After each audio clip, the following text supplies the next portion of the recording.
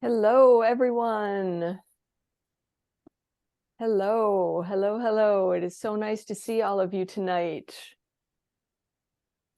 Welcome to Community Conversations. Go ahead and find the chat and type in where you're calling from tonight and tell us what the weather's like where you are.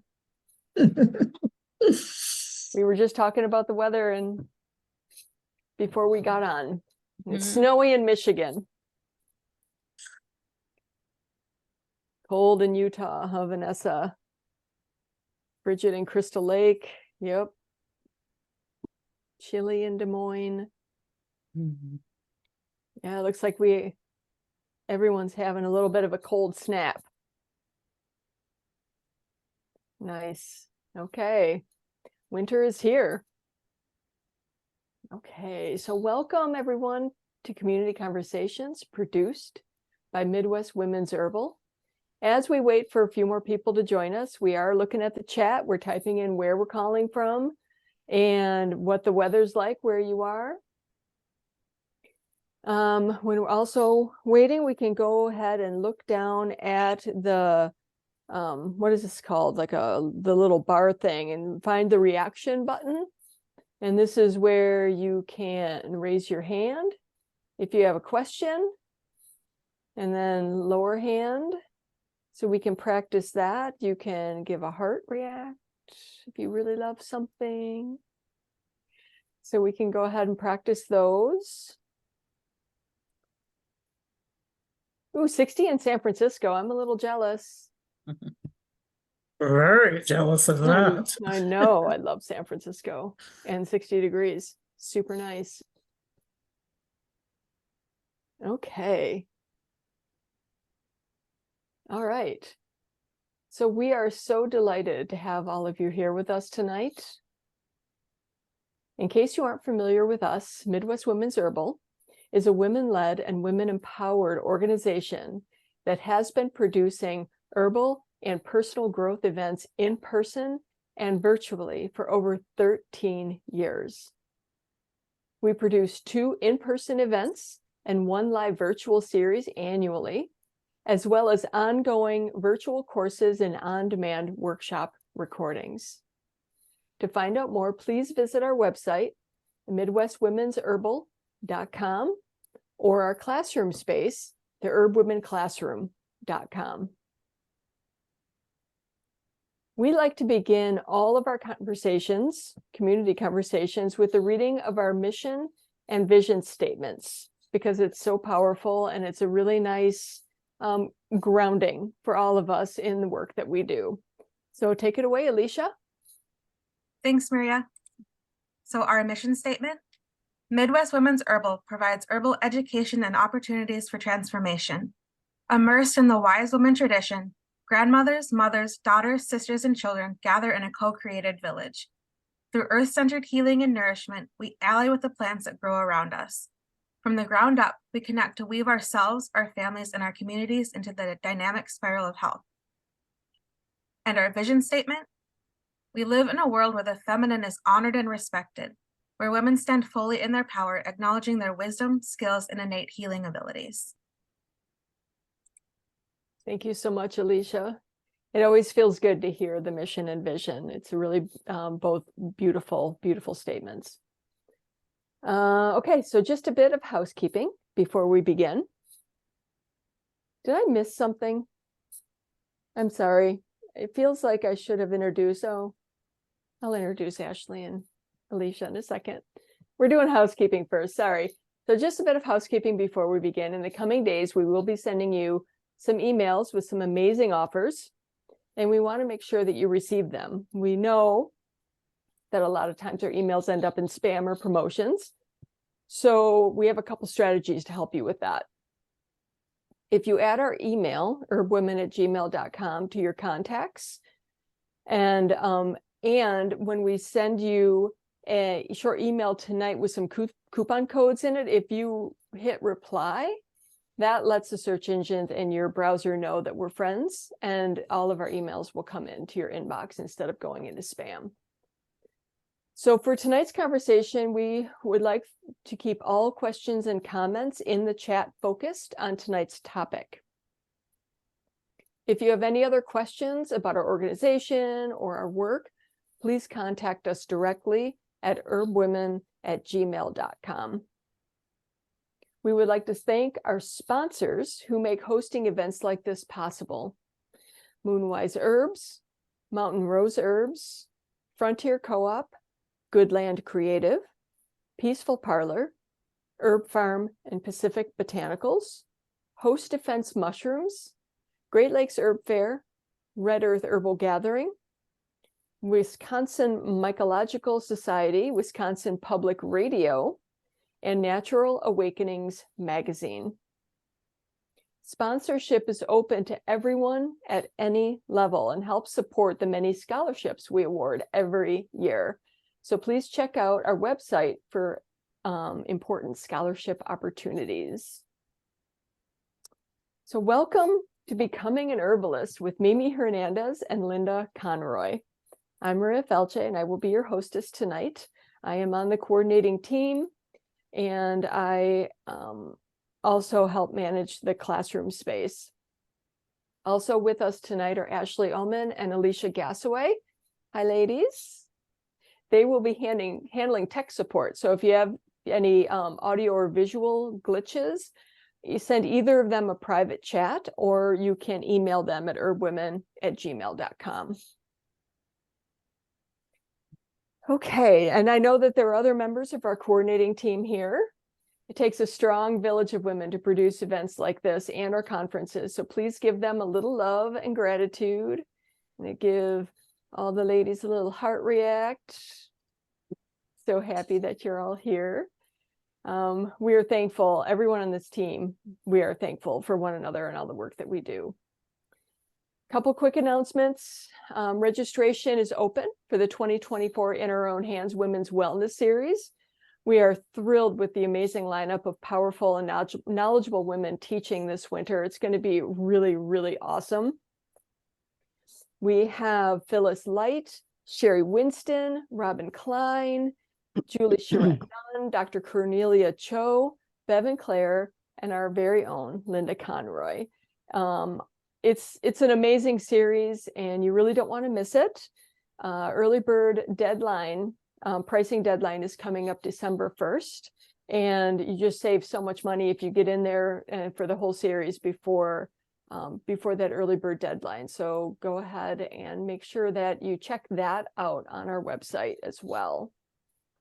And did you know that Midwest Women's Herbal has an online learning space? We do, and it's called the Herb Women Classroom. And we have both free and paid offerings with hundreds of hours of learning available about mushrooms, herbs and nourishment, personal growth. Every learning module comes with a monthly question and answer session with Linda Conroy herself live on Zoom. It's an amazing opportunity to be able to sit with Linda and ask her questions and share your experience with the classroom and with the modules and what you're learning. So it's a really, really special opportunity that comes with every single course that we offer on the classroom. So let's see. So ladies are gonna put the link in the chat for the Herb Women Classroom so that you can go check that out. We also offer full conference recording packages on the classroom dating back to, I believe, 2020. So those are all available there as well. And right now we are having a sale in the Herb Women Classroom with the code YULE15, YULE 15, all caps. You get $15 off anything in the classroom, and that runs until the end of the year. So that expires New Year's Eve this year. So it's a great opportunity. So at the end of tonight's conversation, we will be giving away a copy of Mimi's new book, The National Geographic Herbal, 100 Herbs from the World's Healing Traditions, courtesy of National Geographic, as well as one registration or recording package if you cannot attend in person for the Midwest Women's Herbal Conference, May 24th through 26th, 2024, at Camp Helen Brockman in Almond, Wisconsin, where Mimi will be one of our keynote speakers, as well as presenting a 3-hour pre-conference workshop called Herbs for Love in Olympia. But you need to be present here tonight to win that registration, so please be sure to stay until the end, when we will give that away. So now I'm honored to introduce Linda Conroy, the founder of the Midwest Women's Herbal Conference, Mycelium Mysteries Women's Mushroom Conference, the In Our Own Hands Women's Wellness Series, the Herb Women Classroom, and owner of Moonwise Herbs. She also offers both in-person and virtual apprenticeships. Linda is a bioregional herbalist who has been practicing and teaching herbalism in the wise woman tradition for over 30 years. Welcome, Linda. Thank you, Maria. And thanks for all that information. There's a lot. Information. It's amazing how things keep building on themselves. So wonderful. And thank you, ladies, our other team members, for being here. It really does take a village. And we're all so fortunate to be working together. So we have our immediate village, and then we have a broader village. And I'm so delighted to be here tonight because I feel like Mimi, as much as I haven't spent a lot of time with you directly, Mimi, but I feel like you're an extended part of my village for sure. And I know we have spent some time together when you've been able to participate in the Midwest Women's Herbal Conference in person, and we've spent time online, and certainly have been following your work for a long time and feel a lot of parallel and a lot of camaraderie. So a lot of times in our herbal worlds, we have these immediate communities, and then we have these extended communities and these overlaps. And it's just really beautiful to keep touching in. So I'm so delighted that we're here tonight with Mimi, especially right now, because Mimi just released, I'm sure many of you saw in our description, and Maria mentioned it, her new book. And it's such a beautiful book. If you haven't seen it yet, I highly recommend that you purchase it, or maybe you'll win it tonight, which would be wonderful. Maybe has a copy there. Now your copy does not show, your copy doesn't have the writing shows up more directly. I don't know what I'm doing wrong, but that's great that you can hold up your copy. It looks correct. We can actually read it. So I wanted to actually read Mimi's bio from the book, and then I was going to say a few words about her work as I know it, and then we'll launch into a conversation about becoming an herbalist. So I always like to actually read people's bio, because if there's anything that I might miss in my personal comments.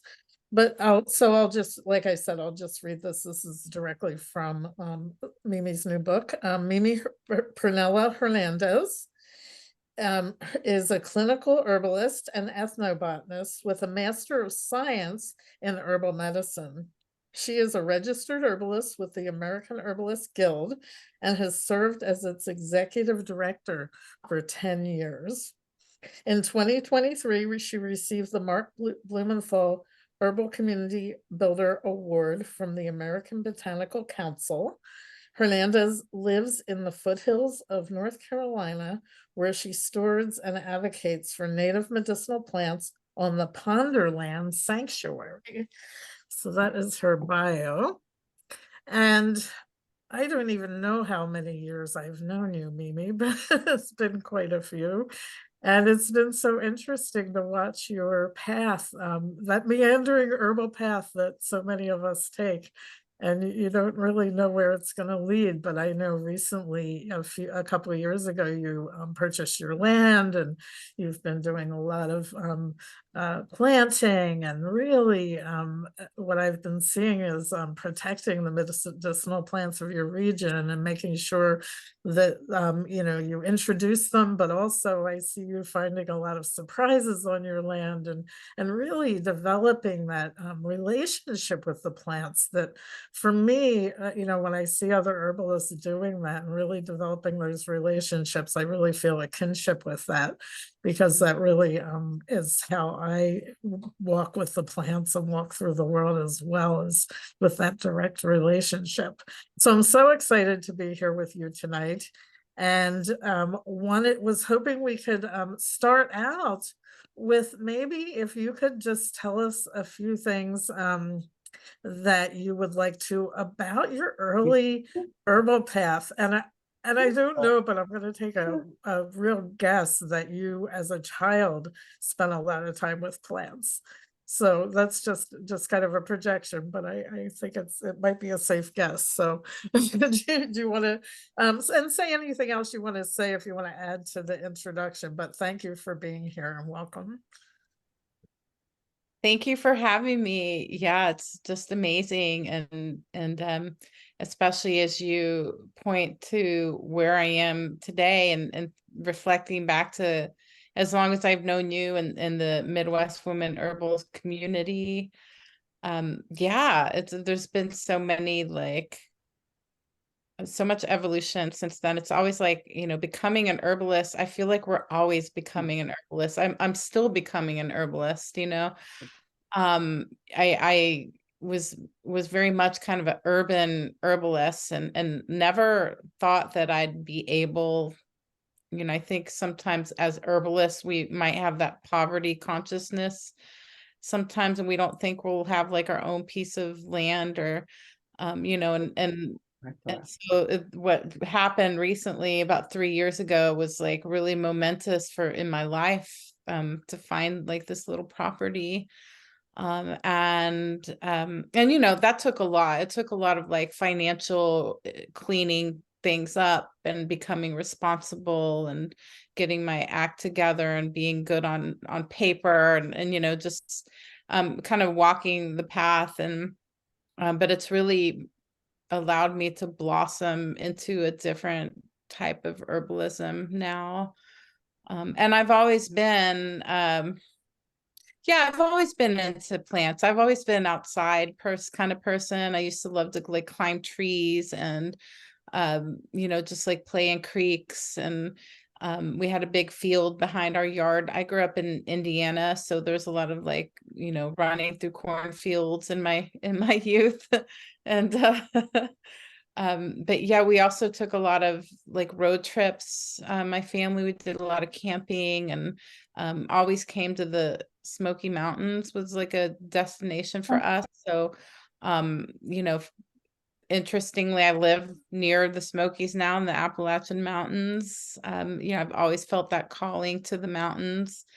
My mom says it's the calling because the mountains here look very similar to her mountains where she grew up in Bogota in Colombia. And so, there's this like, definite sense that it's in my blood, like in my DNA, to have these relationships with plants. But yeah, it's quite a blessing. I love what you said about like I'm still getting to know plants here on the property. I'm definitely called my whole new passion is bringing awareness to native plant sanctuary, or helping people learn how to establish plant sanctuary if they've got a piece of land that they care for. And I know that a big part of like being able to put down roots here has been kind of the perspective of stewardship and how seriously I take that. It's just as much for the plants as it is for the people. And it's just such a joy. It's a joy to like still be meeting new plants, and having, at this point it's like just 4 acres. There's 120 native plants that I've inventoried so far that I've come across. And so that's been a lot of fun. And it's also a lot of work. Yes. So, yeah.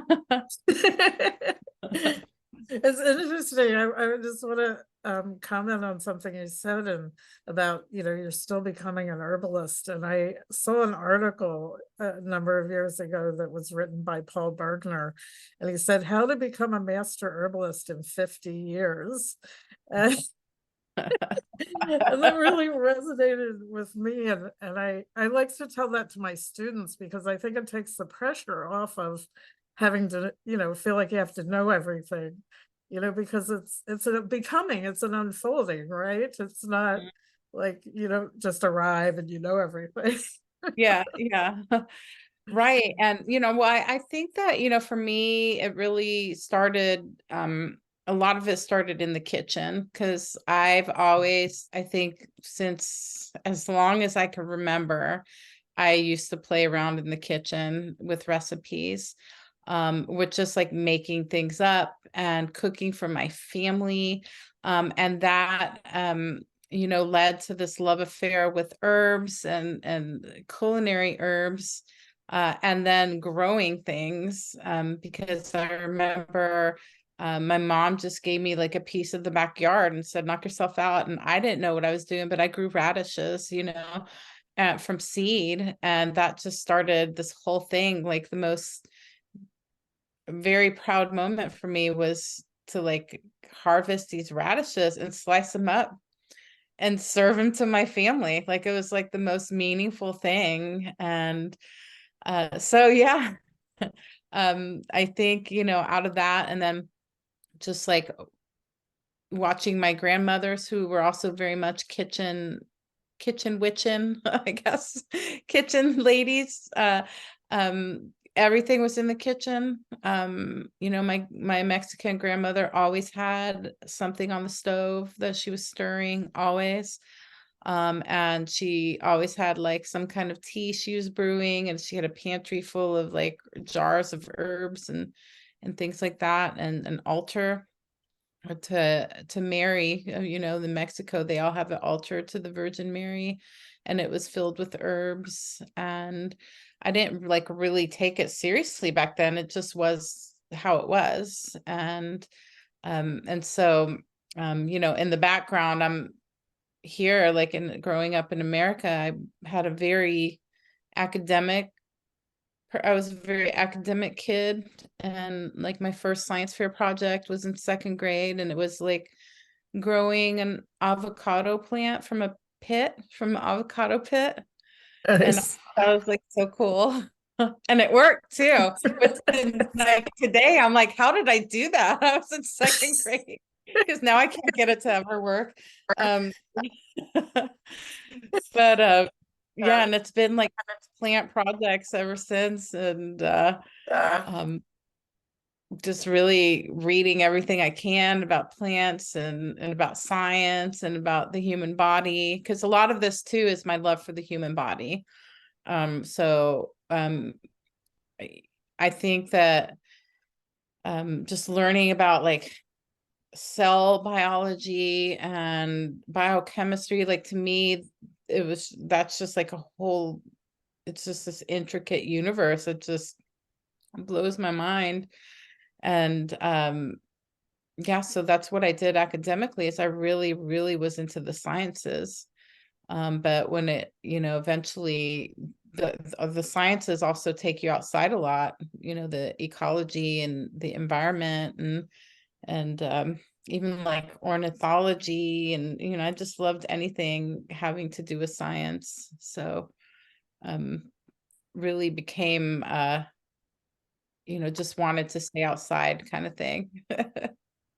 Well, and it's so amazing to me how that can inform your herbal work, the cell biology, for example, that just knowing that can help you to inform your work with the plants and with people, and bringing that together. I often think that we're ambassadors when we work in a more clinical sense, that we bring the people and the plants together, and knowing that cell biology and then knowing plant chemistry, then you can bring those things together. And it's really such an honor, I know, for me, and I imagine you probably feel similar, to be able to be that ambassador as you learn more and you get more insights and more information, and it's always really exciting.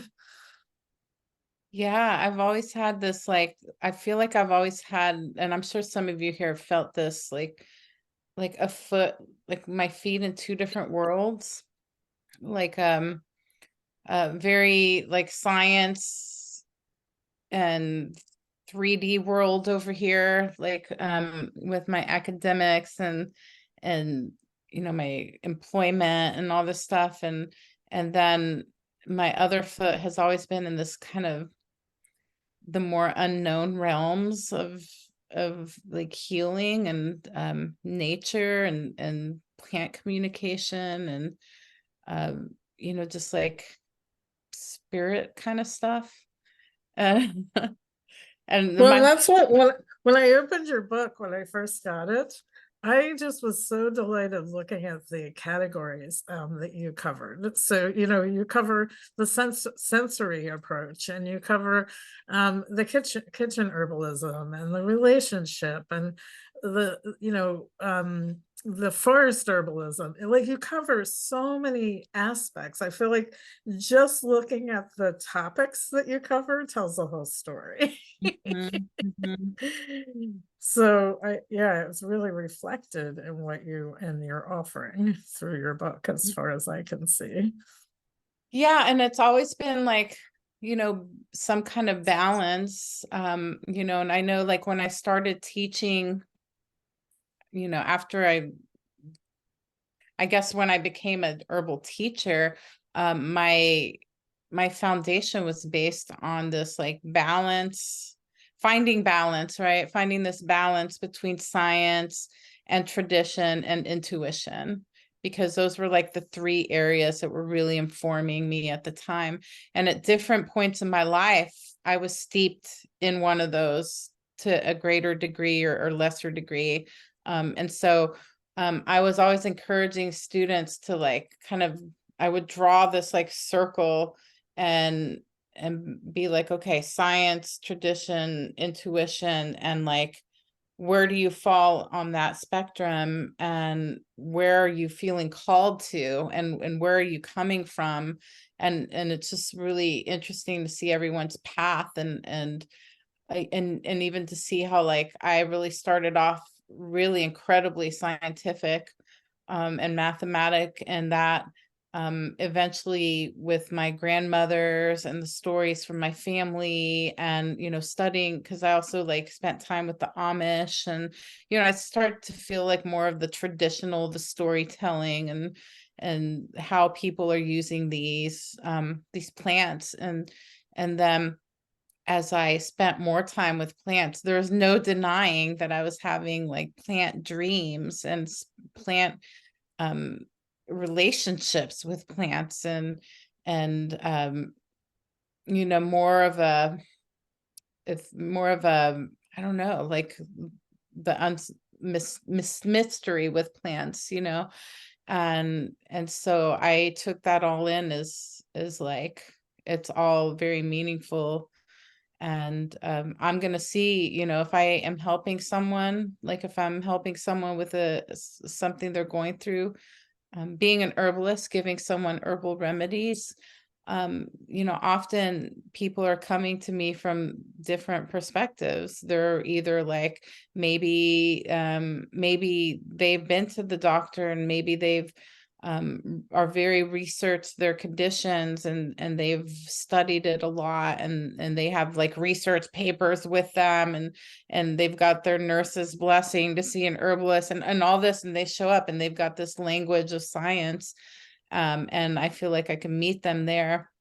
But there's other people who, you know, show up and they are avoiding all that language. They really want to hear about the deep connection, and you know, so sometimes my advice to a client could be, you know, this weight to volume formula with like everything written out as a recommendation, and a lot of reading material and citations for why I'm suggesting this, to like, you know, for someone else, it might be like, you really need to sit with this tree. because that's going to have an effect on that person who has the intuitive language.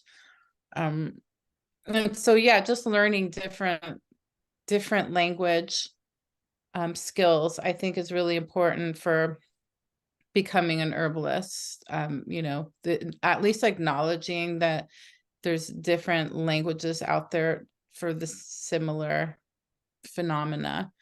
And I think in the And book, that really speaks to me strongly, because my academic training is in social work, and I was a medical social worker for a long time. And so again, it's that ambassador thing, like being able to read plants, but also being able to read people and see what the person needs, and really being able to tune into that. And it seems to me that that is a big intuitive piece, is really being able to tune into the person's needs. And one of the things I ask people on my clinical intake form is, what is your vision for your health? I love Because that. I want to partner with them on their vision, not on what I think their health should look like. And that really helps me to be able to partner with people on their path, which is what I hear you saying, is that what you're doing is partnering with people. What are they looking for? What information do they need in order to make things work for them? What path are they on? What path are they taking at the moment? Because our paths can change, of course. Yeah, I really love that, because I think a lot of people haven't really visited that vision for themselves. So just even asking that is so powerful. For someone to take time to envision what health feels like for them. I think that's very powerful. Right. When I ask that, a lot of times people are really surprised, and they can't answer it right away. Of course, it's a huge question. But it starts like some kind of process, so that then people can start to imagine that, and then ask for what they would like, and look for the support that where they're going to get support for that process. Right. And there's one example too is, like, in the book, I talk about curanderismo, which is one of the traditions. It's Latin American folk healing.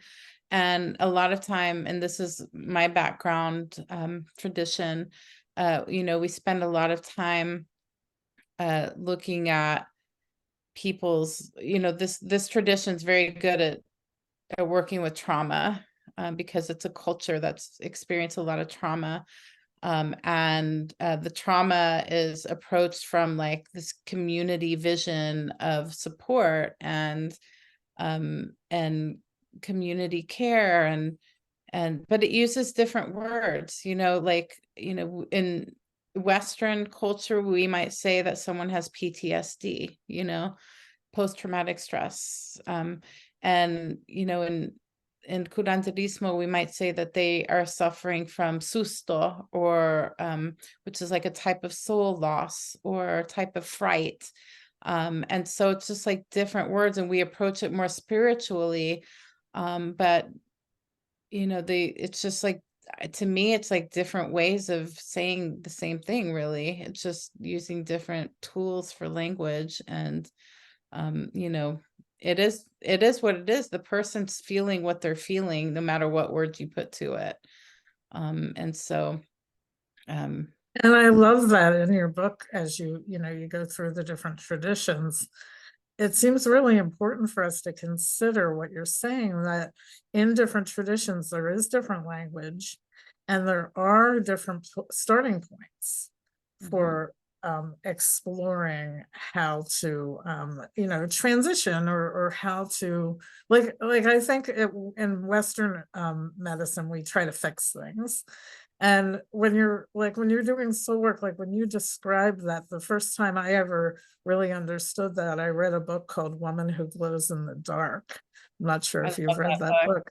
Yes. So if you haven't read that book, I encourage other people to read it. But that was the first time I understood what you were just talking about, that you know, here was a woman who was a nurse, but she also had a background of, you know, a Kandera background in her family lineage.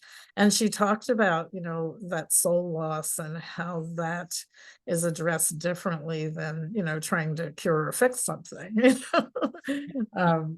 And I thought that was, I think you do a really good job in your book of going through the different traditions and, you know, highlighting that they have different starting points. At least I read into that myself. Mhm. Right. Because And, it's mhm. like another example I think of is like Chinese medicine. When they talk about organ systems, that used to confuse me so much because it's not the same. What they're not talking about the actual organ when they talk about, you know, like the liver, for example. Exactly. Yeah. Yeah. I mean, I think, you know, one of the things that sets herbalists apart pretty universally is the way we look at patterns. And we're not just saying, oh, you know, they've got inflammation. Like, you know, we're really looking at patterns, and like, you know, one person with bronchitis is gonna show that differently than another person. You know, it's everyone's so unique, and you know, either they're doing like they've got this hot dry cough, or they've got this wet deep cough, or you know, it's like we go a step further than just saying you got bronchitis, you know, and you don't even need to say the word bronchitis, because we're looking at patterns, not diagnosis. And so you know, I think that's super eye-opening, because then we're also looking at the patterns of plants. So we're now looking at patterns in people, patterns in plants, patterns in experiences, and how do we match those patterns with each other?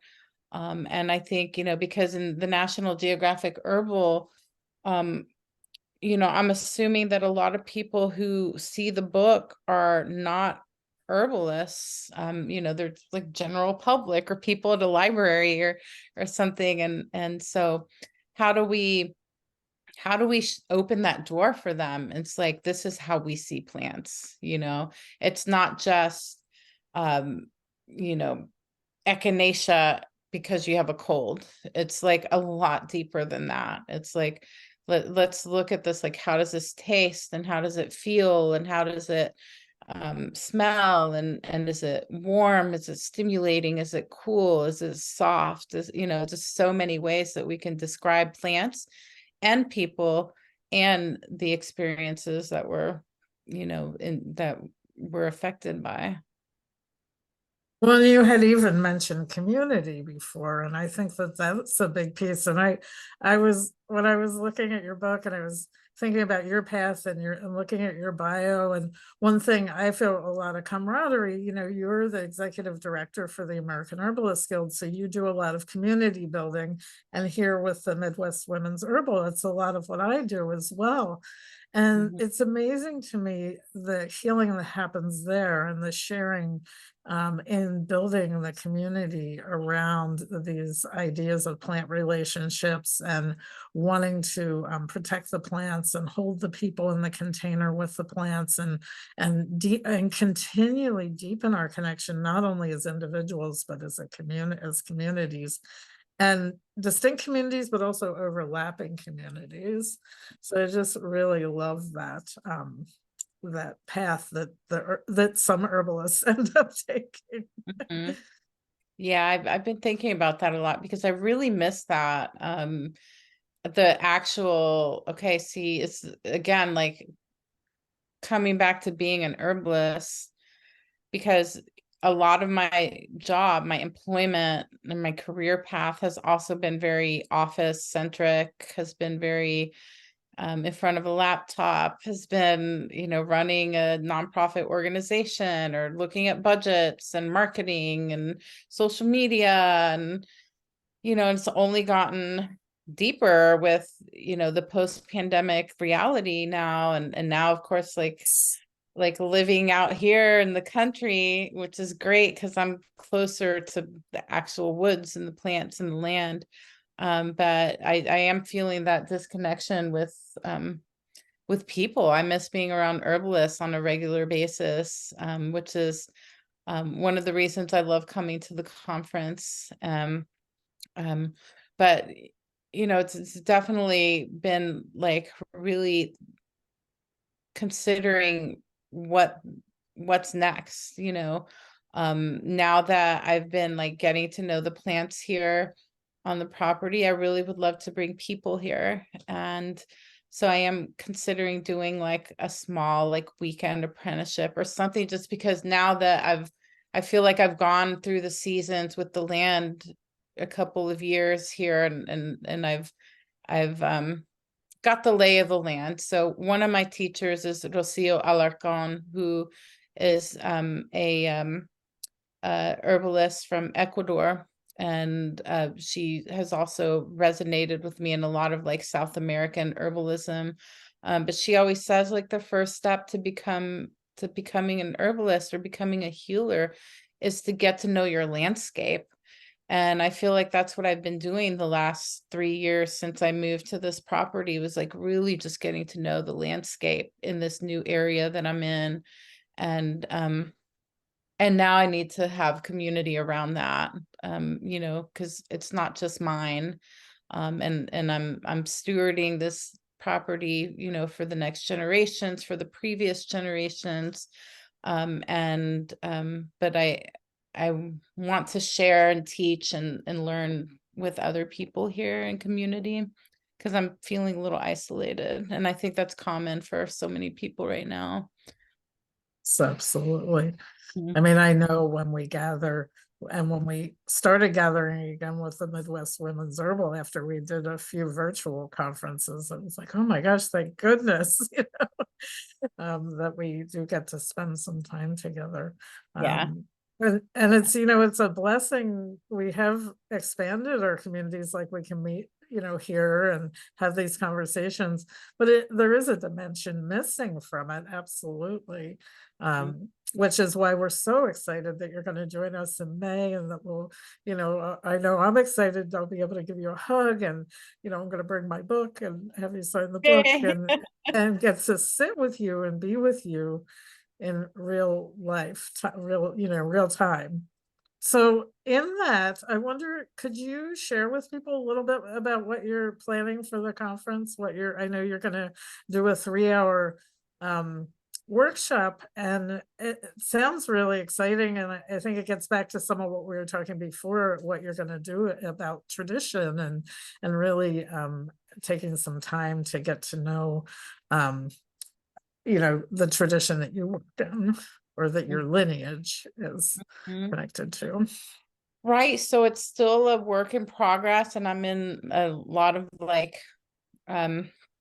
assembling of the work here for the intensive, for the 3-hour class. And but it's love and limpia, and in Latin American folk tradition, limpia really just means cleanse. And I think there's like a big need for cleansing beyond just like sage that everyone knows. I think we all need to find our allies for cleansing, and be there for each other in that. And I think it's time to, for all of us to feel empowered in helping cleanse each other with limpia. And I do it with plants. One of my favorites, for example, is lemongrass, or lemon verbena. So I love the citrus, like also lemon balm, maybe even all together. Also like ruda, which I teach about rue a lot. But there's like resins that are very cleansing for space, like copal and sangre de grado, and really it's just giving us the tools and the empowerment to do that for each other. And so, because it's so potent, and because a lot of us it's not just about trauma, it's about anxiety, or even a stressful day, or it's about carrying other people's energy around with you, or it's about watching the news and you just can't shake something off, or and it's like, so just awakening to experience a cleanse at someone else's hands, even your own, do your own too. But when you can just kind of surrender to someone's healing effects, then it's just such a beautiful process to experience Olympia and to learn how to do it for yourself and for each other. Would you be willing, because I really struggle with this term cleansing, because I think that a lot of times it's misinterpreted what it really means, because when we clean things, we're cleaning them, we're getting rid of, and I know we're moving energy and transforming energy is what I know it to really be. So I was wondering if you could just describe with some different words what exactly that means, because I think it's hard for the Western mind not to think like cleanse and and you'll be all clean and purified. Yeah, this came up too, like, yeah, and every time, because that word is so prominent in our like Western vocabulary of healing, because we have like liver cleanse and colon cleanse and the spiritual cleanse but I think an Olympia has a much softer tone to it.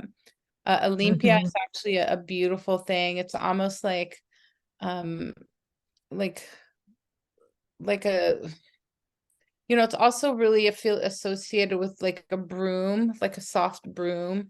So think of like a feather duster, like and it is moving energy and transforming energy. But it's not like scrubbing it off of you or anything. It's a very peaceful, it's a very kind of sacred work.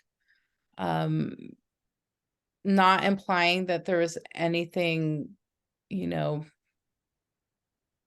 dirty to start with. It was just like sweeping energy. And a lot of it's like sweeping energy that really is just not really contributing to the wholeness of your experience in the moment. And so, yeah. I love the word Olympia. It really, I feel like it is a really gentle word that feels really inviting and feels gently moving.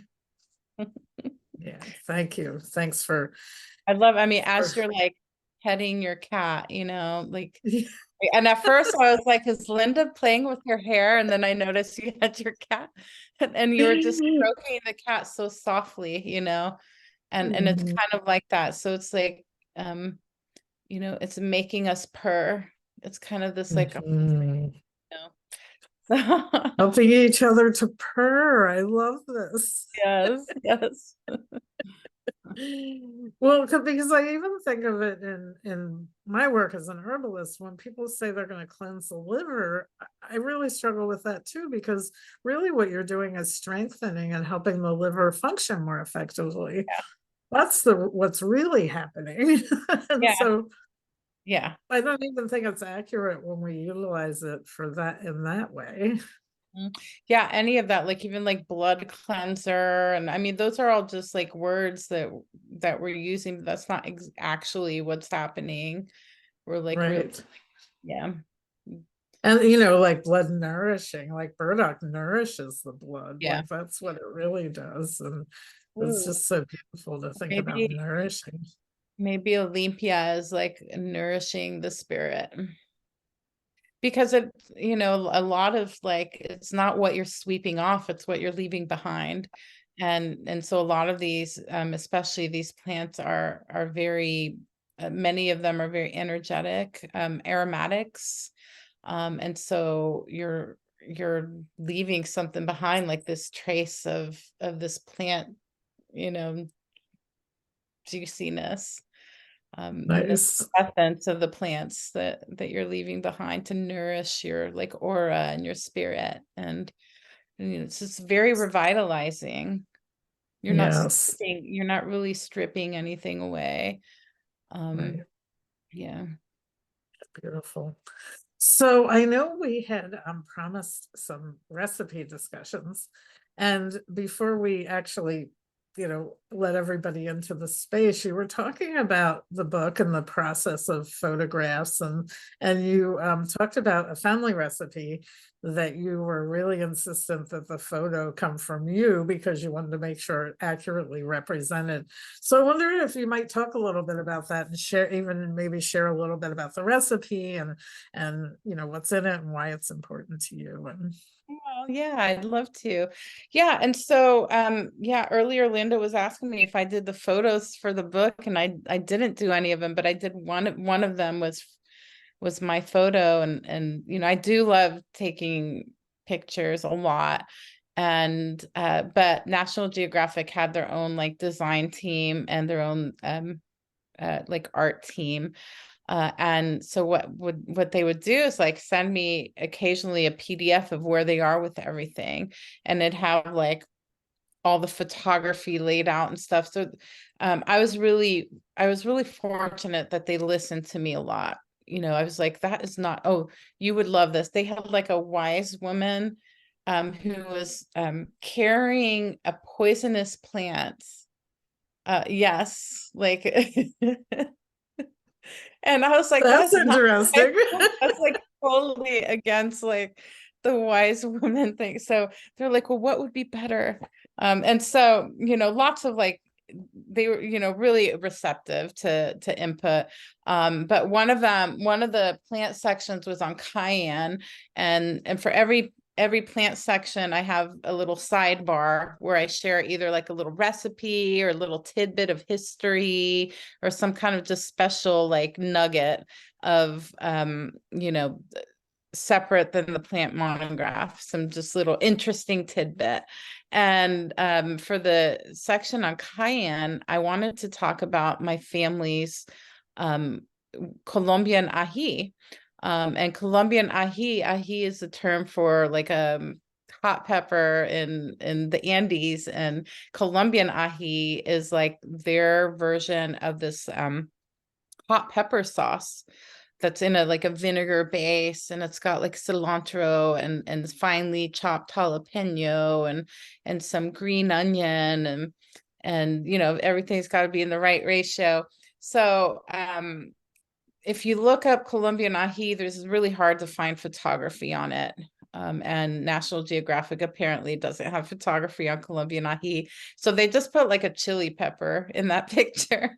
And I was like, no, like I really would love to have an actual picture of ají there, since it's my family's recipe and it's something we always have. And so they're like, well, we'll go back to the drawing board. We'll figure this out. And they came back and they put like another picture in there. It was like salsa. I mean, it looked like Tostitos salsa or something. I mean, it was just salsa. And even though the recipe reads very similar to salsa, it really isn't. There's something about the texture that's much different. It's very liquidy. It's very much like a vinegar based. So you drizzle it onto like your potatoes or your rice using a spoon. And I was like, that's still not Colombian ají, that's just a salsa. So finally the book was almost going to production. I was like, I really, really insist that I want a picture of Colombian ají in there from my family recipe. And I told them I could do it. And so they sent me like the aesthetic. They had like these aesthetic panels of how they wanted the lighting and all this, and gave me some tips for photography. So I got a published picture in the National Geographic Herbal. And it's this like, it's on a picnic table, and it's like just this Colombian ají and little piece of pottery. And you can see there's like a little red jalapeno and green jalapeno, cilantro and green onions. And then white vinegar is the base of the sauce. So it's making my mouth water right now. But in Colombia, You they can have see it in every the- in day. Every day. You can see What's in the that? picture. I can see, and I said this before, I can see in the picture, it doesn't look like salsa. It definitely looks different. Right. Yeah. Yeah. I mean, yeah, It's for beautiful. sure. it does have tomato, but the tomato doesn't really take center stage. And the tomato is diced so finely, and it doesn't have like the juicy part of the seeds of the tomato. It's just like the flesh. And so the tomato is almost like just like it's not the main part of the recipe. But yeah, my mom's really happy about it. My aunt, because I was, talking to my aunt. We've got a family reunion Facebook group, and we're all sharing the ahi recipes there, and we're all experimenting and taking pictures and sending them to each other. So we're trying to keep these recipes alive. Were there any other recipes that you brought in from your family lineage, or were a lot of them new experiments that you were concocting? Or Yeah, that's a good question. Let's see. I kind of almost have to flip through and be like, because I know, no watching you index of and sidebars. following you, on social media, you're doing a lot of experimentation and a lot of fun, creative stuff.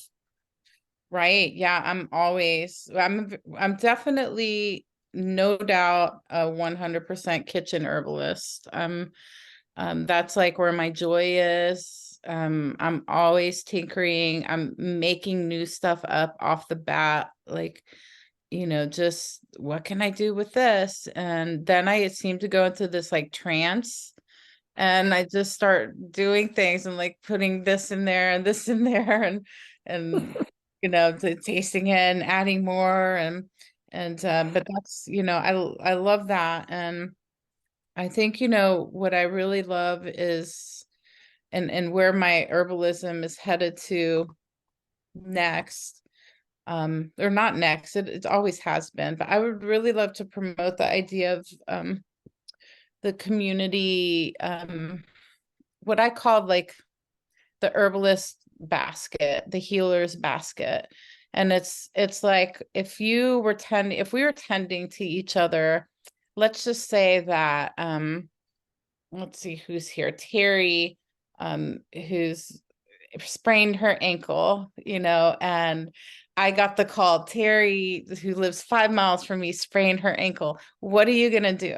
Are you just going to say, hey, Terry, go to your backyard and pick some of this and put it in your freezer and chop it up and no, I like to jump into action and be like, Terry sprained her ankle. So here's what I'm going to do. I've got my jar of bone broth. I've got my comfrey that I'm going to put in the blender and make a paste out of. I've got these soft little towels to make the compress. I've got, Terry needs some flowers too for her vase, because she's not going to be leaving her room for a while, and so like, what are you going to put together when someone calls you and says, I've got a cold? Like, what kind of basket? What does that basket look like? Or someone calls you and they just, had a baby. Like, what does the basket look like that you take over there?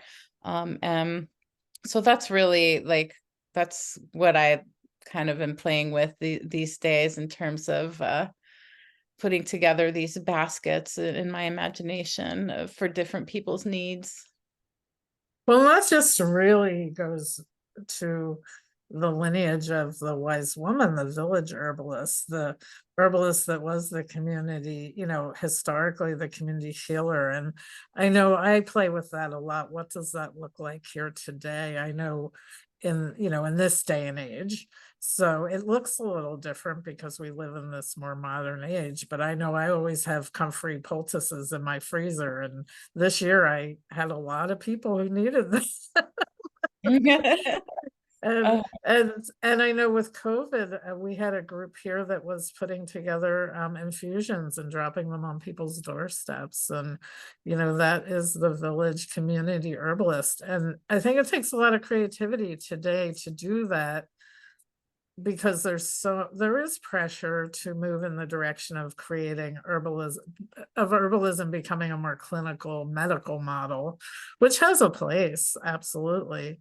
And what you're describing is, to me, really that village herbal feeling that, it used to be that every community had an herbalist that did those things.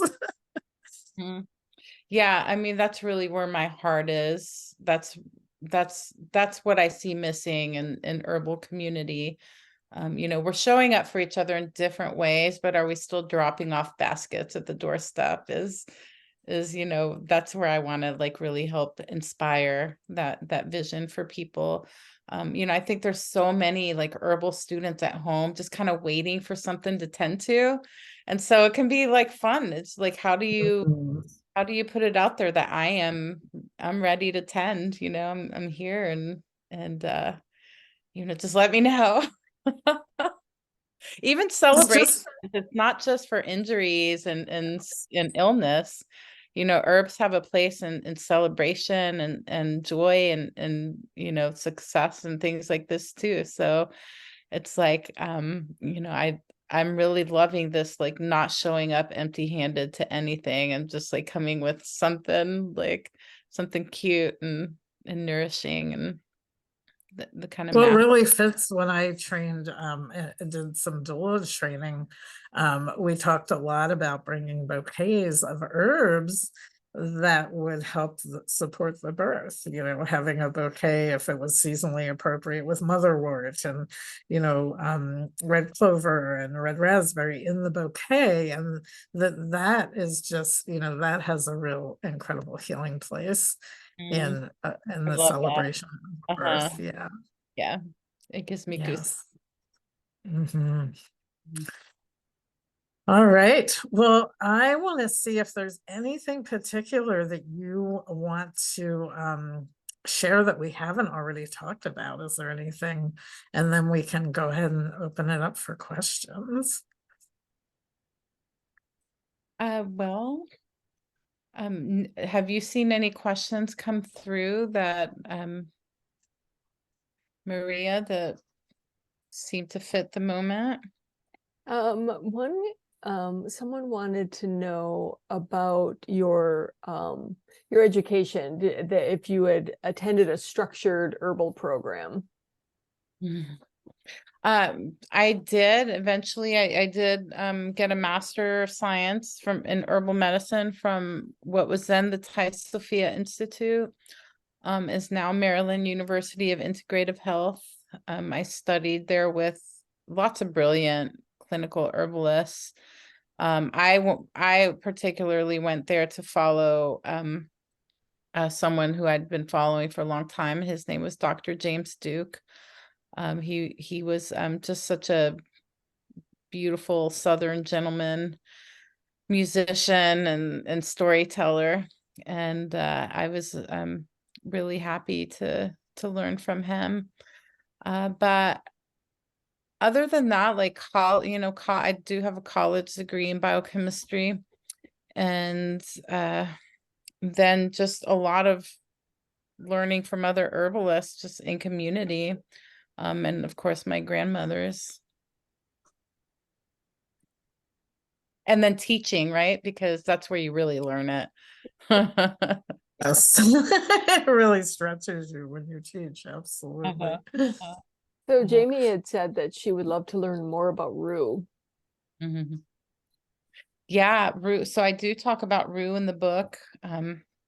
And rue is a really special plant in many cultures. And it has this limpia type of tradition, this protection energy. So there's another word too, protection, because not always about cleansing, it's about protecting us from, like, especially vulnerabilities, people who are vulnerable, to really like help fortify.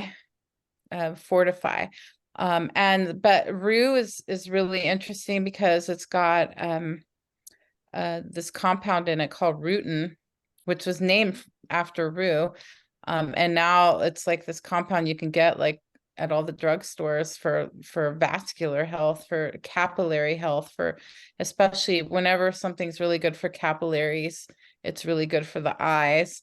So rue is interesting because it started off as something that well, it didn't start off, but it's always been something that's been affiliated with vision, but not just vision physically, but also vision in a more esoteric sense of finding your visionary, visioning your health, like Linda, mentioned earlier, like how would you vision a healthy you?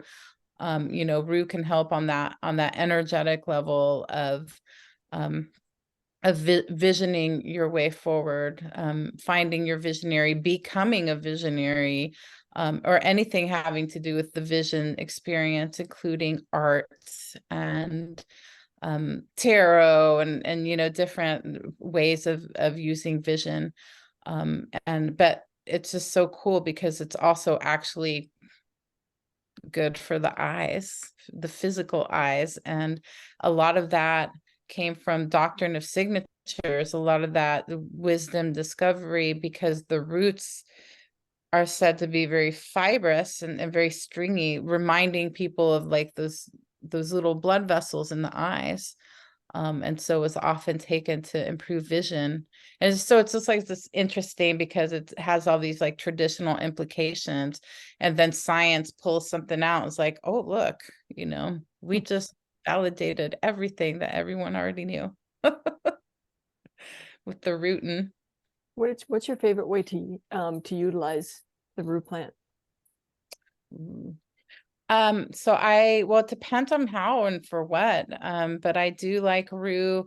If there was some eye affliction, like some conjunctivitis or some scratchiness in the eyes, I like to make a little eye wash. Very like I use just like 3 small leaves in maybe a cup of water infusion. So it's like very strong medicine. But for the protection factor, really people just like to have it around, just like literally like just on your porch or in your like garden right outside your kitchen, just to like protect your property, protect your home. Just by being there. And sometimes I use it a lot in limpia, to help with the herbal sweep. And it's also used for food. As a spice. As a culinary herb. Yes, very delicious in like potato salad or to me it kind of reminds me of like in a way like tarragon. In a way it's got this like a little bit of an acrid aromatic type of feel to it, so just a pinch goes a long way, just like a little.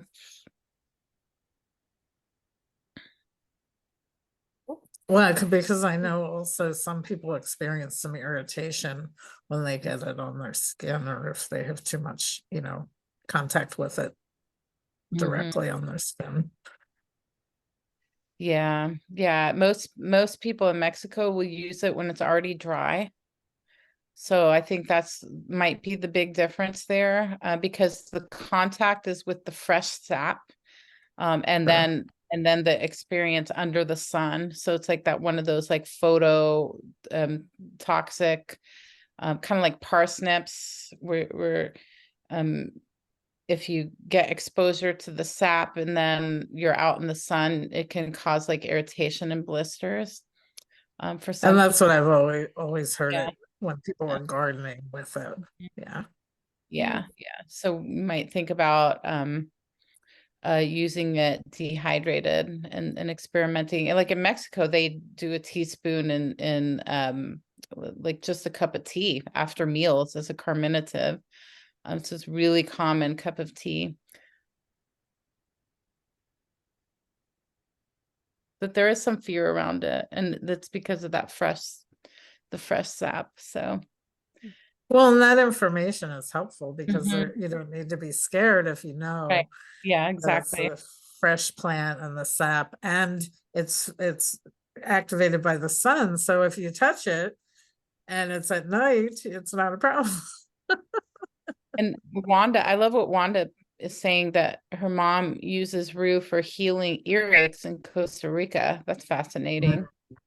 Mhm. That's cool. Are any of the questions in the chat calling out to you? You're looking at them. Yeah, I am looking at where did you first start teaching herbalism? Oof, that's a really good one.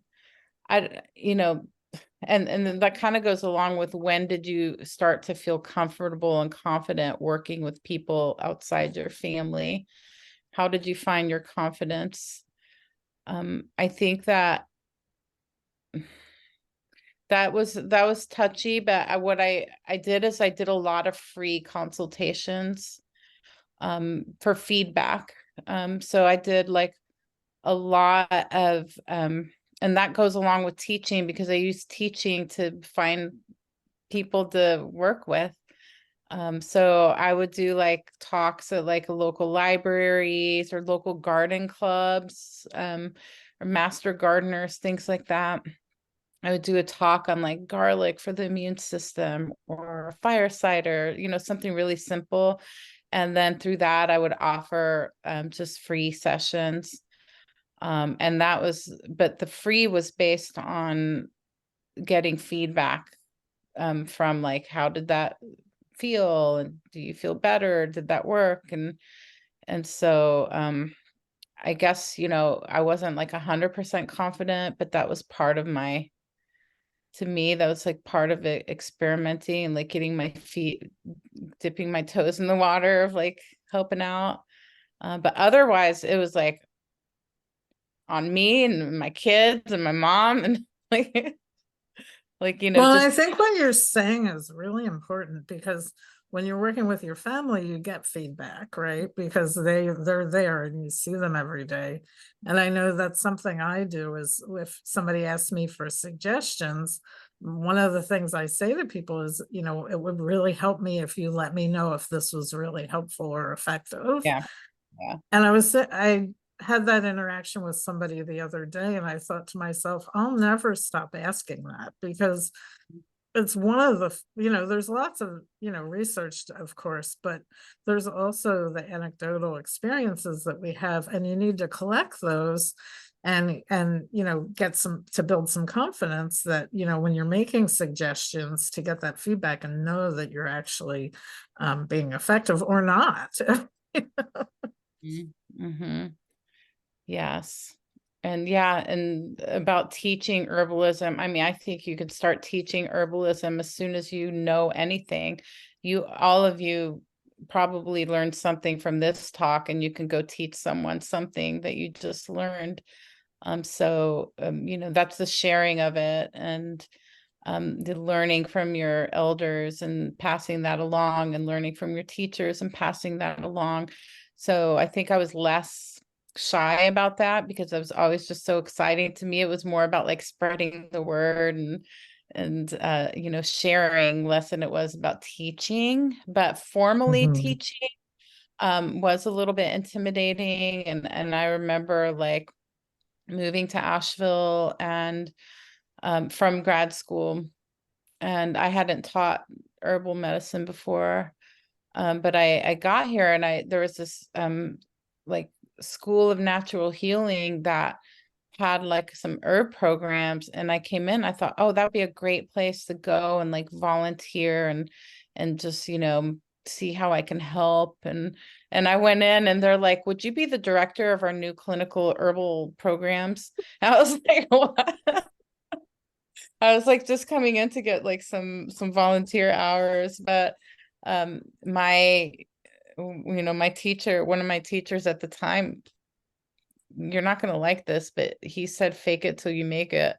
And I was like, okay, I'm just going to get out there. And I taught the whole program that first year, and it was a lot of work. And but it was like probably some of the best teaching I've ever done, because it's very thorough, and just took lots of notes and wrote lots of things down. And I knew where to look for research, and I just had all the resources. It was just about like, and then I realized that it just kind of comes through me. because I never thought I'd want to be a teacher in my life. I just never occurred to me. And then I was like, oh, well, maybe there's something to this teaching. And so I like to really clear my head and be really centered. And then I always just ask for spirit to move through me. And so again, it's like that cooking thing. It just kind of like a trance. And then I just start teaching. And it's easy when there's plants around because you're really just sharing the enthusiasm of plants. You're like, smell this, look at this leaf, and how's that make you feel? And so it's all like really fun too. It is, and I wanted to add to that something, you alluded to, but I think it's really good to underscore is you don't know it all, but you learn where to get the information and how to get the information. And I always say in my programs that I lead is I'm teaching you how to learn and how to be a lifelong learner, because when you don't know something, what you do is you go and find out and, and then you incorporate it in. And that is just as important as anything else. Is not that have all the information sussed out and you've arrived, but that where to get the information, who to ask, who to talk to. I mean, my teachers still are available to me when I have a question or I need some guidance. I still go to them, and my human teachers and my plant teachers. So yeah, and I think that's love, right. And I love just, saying, oh, you want to learn about, oh, I don't know. What do you want to learn about? You want to learn about hydrotherapy? Well, this lady over here does that. Let's go visit her.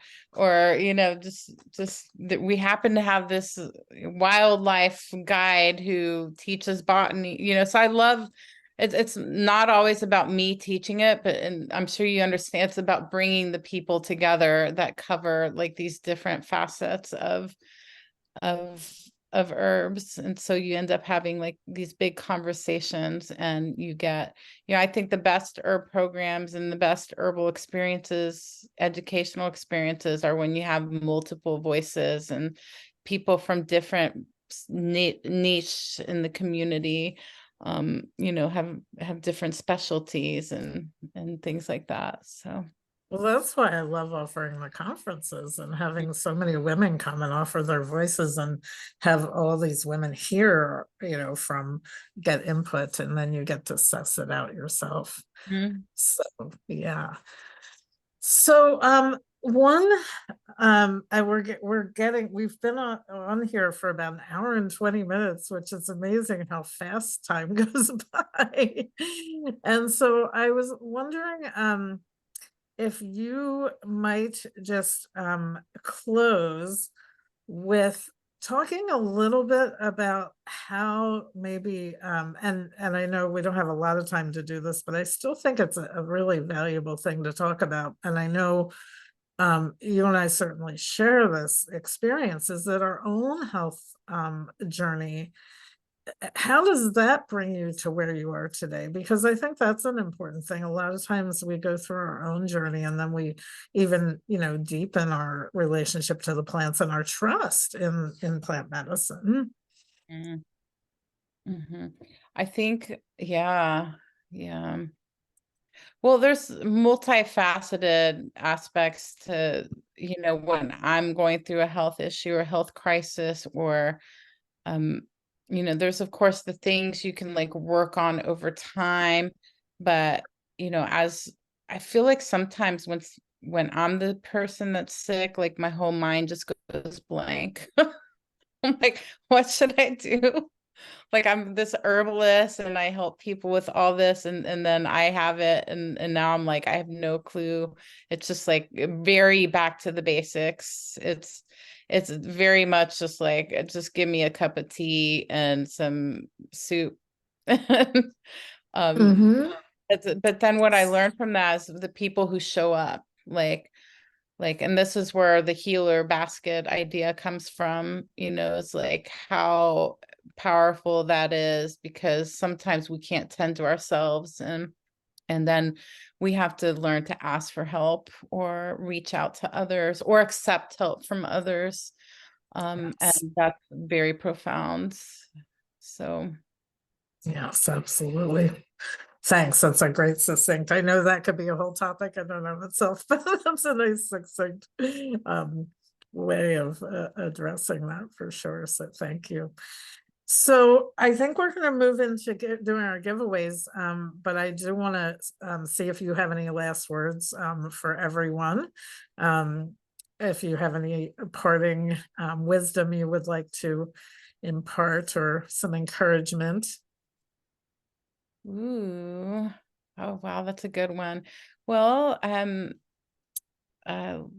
I think it's all about finding, they always talk about finding your plant allies. But I think we shall be like, I love the idea of like learning a simple, like one plant at a time.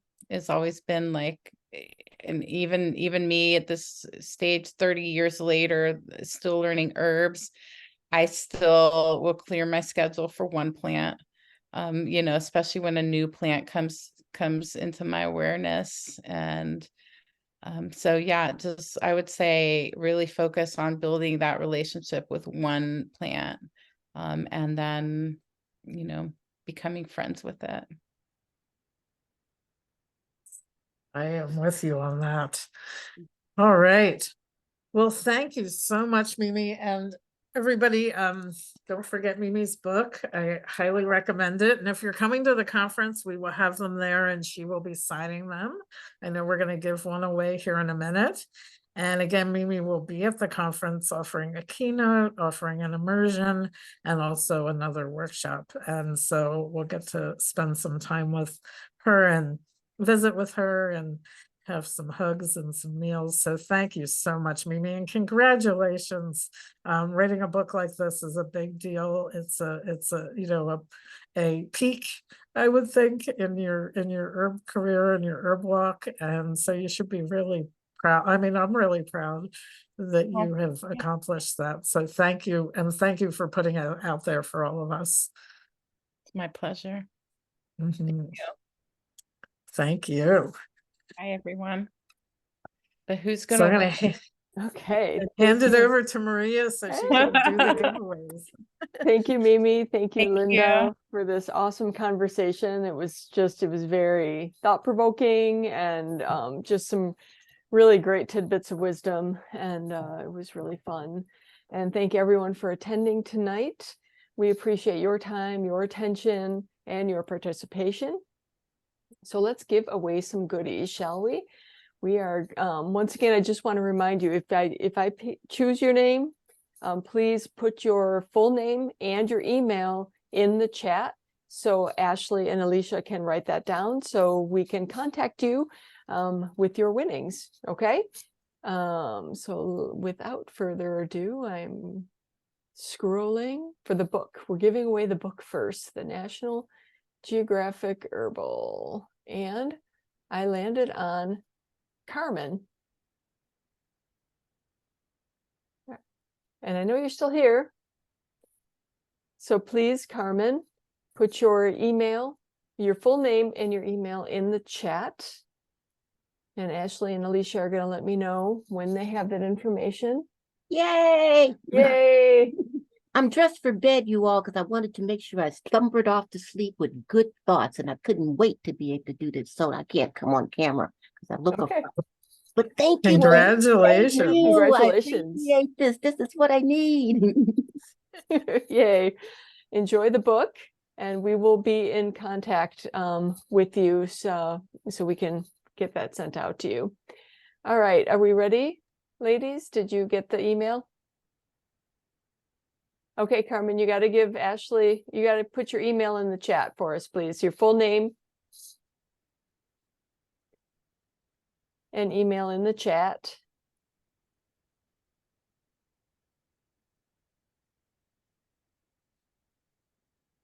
Okay. All right. I'm working on it. Okay. Okay, cool. All right. So as she works on that, I'm going to go back to the list and we're going to give away a conference registration to the Midwestern Women's Herbal this spring. And remember, if you live far away and you're not able to attend, you will get a full recording package. So you'll be able, it'll be kind of like you're there. Not completely. You won't get hugs, but you will get recordings, and that's still good. All right, Madeline. You want to unmute? Hello, can you see me, hear me? We can hear you. Yes, Yay. we can hear you. Yay! Yay, Madeline. So if you could get your full name and your email in the chat, please.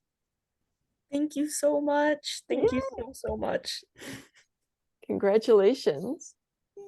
So while the ladies are getting their information in the chat, we wanted to let everyone know that there's still time to enroll in a really, really special program we have in the Herb Woman classroom.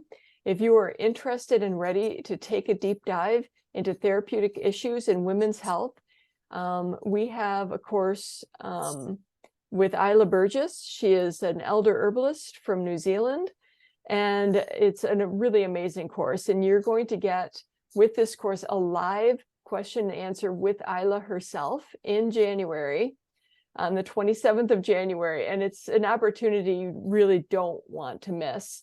She covers effective clinical tools from a plant and earth-centered perspective. You learn about your body as nature, from nature, menarche through menopause. Isla will show us how to live in deep allyship with the natural world, in relationship with the plants around us, to nourish and to thrive. It's a really awesome course. We have a lot of women in already who are really enjoying it. And so you get that Q&A with Isla in January, but you also get Q&As with Linda. So it's a double bonus. So there's still time to get in there and get that course material completed, so you have all of your questions ready for Isla at the end of January. Okay. Also, past community conversations are in the classroom. So if you liked tonight's conversation, we have about 4 or 5 other ones that are in the classroom for free, ready to watch. You just have to go and sign up. And Linda, is there anything else you would like to add? Just encourage everyone to check out the Herb Women Classroom and all the different offerings there. We also will be sending you information in emails following this. You'll get Mimi's information as well, so you can see what she's up to and have some contact with her, and also with the Midwest Women's Herbal. And even if you're not nearby, we have lots of other offerings, but hopefully some of you will travel and spend time with us in person too. So yeah, I think we're good. All right. Well, we'd like to All right, thank if everybody wants to open their chat and say goodnight. All right. Unmute You can yourself. unmute Thank yourself you. and say goodnight. Thank you. Yeah, Have a thank good you, night. everybody. It's great to Good see night, you. everybody. Night. Thank you. Good night. Thank you. Good Good night. night. It was a pleasure. Thank you. Good night. Good Thank you night. so much. Looks like we could just stay. People are leaving. Okay.